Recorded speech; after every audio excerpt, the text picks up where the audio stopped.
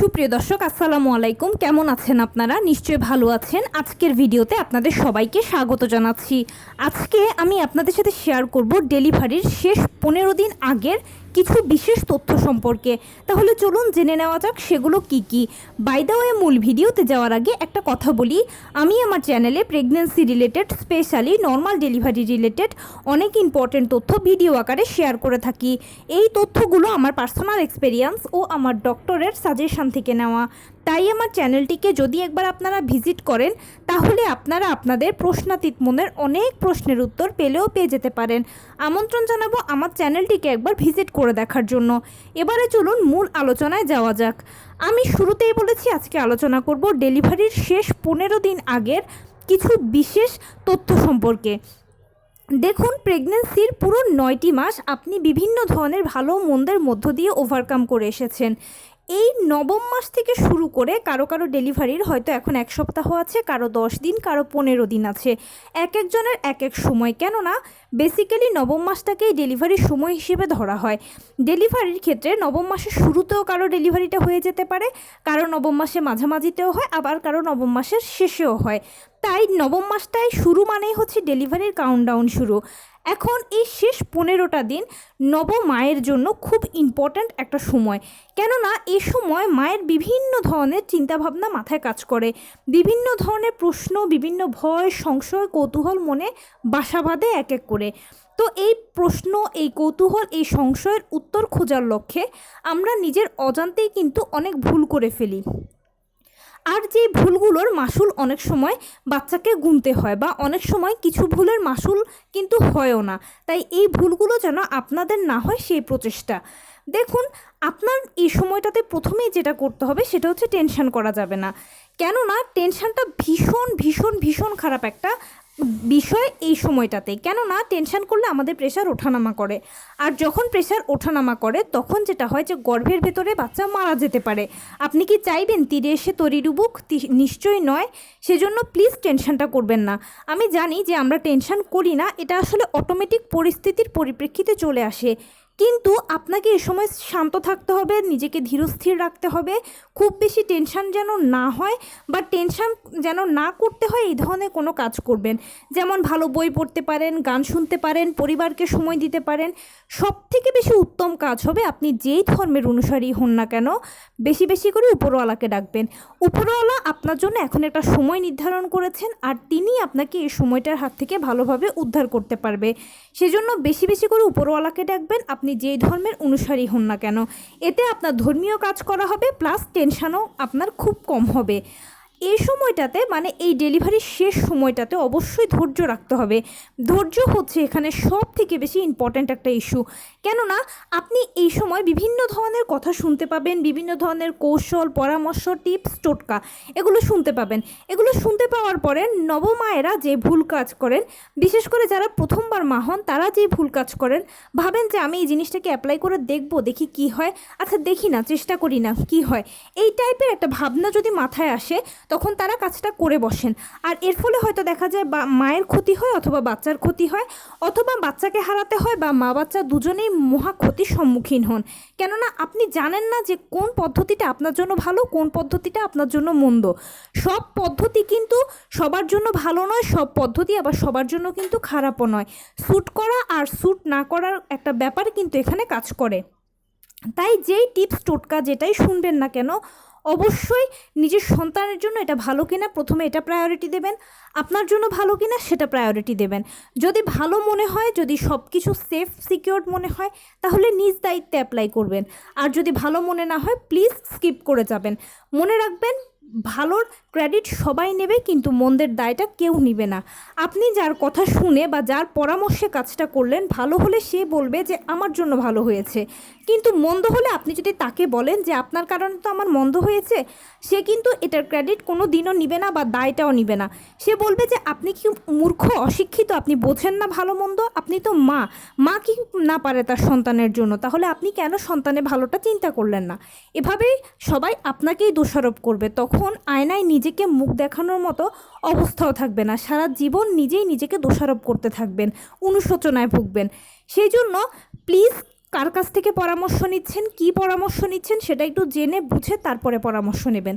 পরামর্শ নেওয়াটা কিন্তু খারাপ কিছু নয়। পরামর্শ নিলে আপনি জানবেন, অনেক কিছু বুঝবেন, জ্ঞানের পরিধি বৃদ্ধি পাবে, সিদ্ধান্ত নেওয়ার ক্ষমতা তৈরি হবে। কিন্তু সেই পরামর্শটা কার কাছ থেকে নিচ্ছেন সেটা একটু জেনে বুঝে নেবেন। কেউ কেউ আছে অরিজিনাল কথা বলে, কেউ কেউ আছে অতিরঞ্জিত কথা বলে।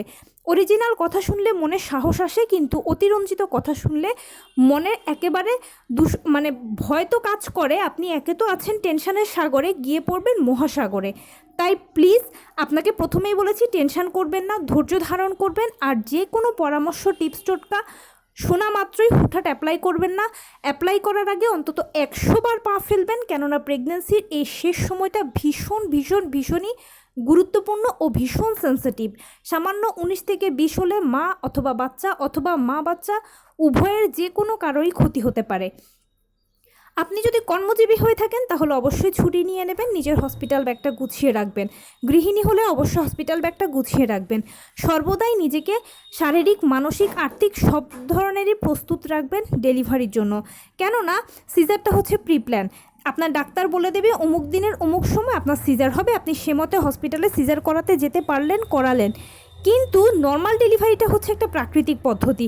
যে কোনো সময় এখানে আপনার পেইন আসতে পারে, ধরা বাঁধা এখানে কোনো নিয়ম নেই।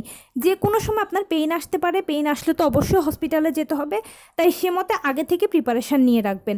খুব বেশি উত্তেজিত হওয়ার প্রয়োজন নেই, সবসময় ধৈর্য ধারণ করবেন, বেশি বেশি করে উপরওয়ালাকে ডাকবেন। অনেকে বলে কি এই সময়টাতে খাবার দাবার কম খেলেই ভালো, বাচ্চার ওজন বেড়ে যাবে। এটা সম্পূর্ণ একটা ভুল ধারণা। দেখুন, আপনি প্রথম থেকে যেভাবে খাবার দাবার খেয়ে এসেছেন ঠিক সেভাবেই আপনি এখনও মেনটেন করবেন। বাচ্চার যা প্রপার ওজন তৈরি হওয়ার সেটা ওজন তৈরি হয়ে গেছে। মনে রাখবেন, খাবার আপনাকে পরিপুষ্ট রাখবে, বাচ্চাকে পরিপুষ্ট রাখবে। আপনারা মা বাচ্চা সুস্থ থাকাটা, পরিপুষ্ট থাকাটা, শক্তি থাকাটা খুব প্রয়োজনীয়। কেননা নর্মাল ডেলিভারিতে যেটা হয় যে বাচ্চা ভেতর থেকে চাপ দেয়, মা বাহিরে থেকে চাপ দেয়। তাহলে বাচ্চাকেও চাপ দেওয়ার মতো শক্তি থাকতে হবে, মাকেও চাপ দিয়ে বের করার মতো শক্তি থাকতে হবে। সেই জন্য যথেষ্ট পরিমাণে আপনাকে খাবার দাবারের মাধ্যমে শরীরকে শক্তপোক্ত রাখতে হবে। এমনিতে দেখে মনে হচ্ছে বা আপনার কাছে মনে হচ্ছে যে হ্যাঁ ঠিক আছে, আমি তো ঠিক আছি, ওকে আছি, কিন্তু বিশ্বাস করুন ওই সময়টাতে আপনি এত প্রেশার দিবেন, এরপরেও ডাক্তার বলবে যে মা আপনি কি করছেন, জোরে জোরে চাপ দিন, আপনি জোরে জোরে চাপ দিন, মা আপনি কি করছেন, জোরে জোরে চাপ দিন। তখন আপনার মনে হবে যে আমি এত শক্তি প্রয়োগ করছি, আরও জোরে চাপ দিতে হবে।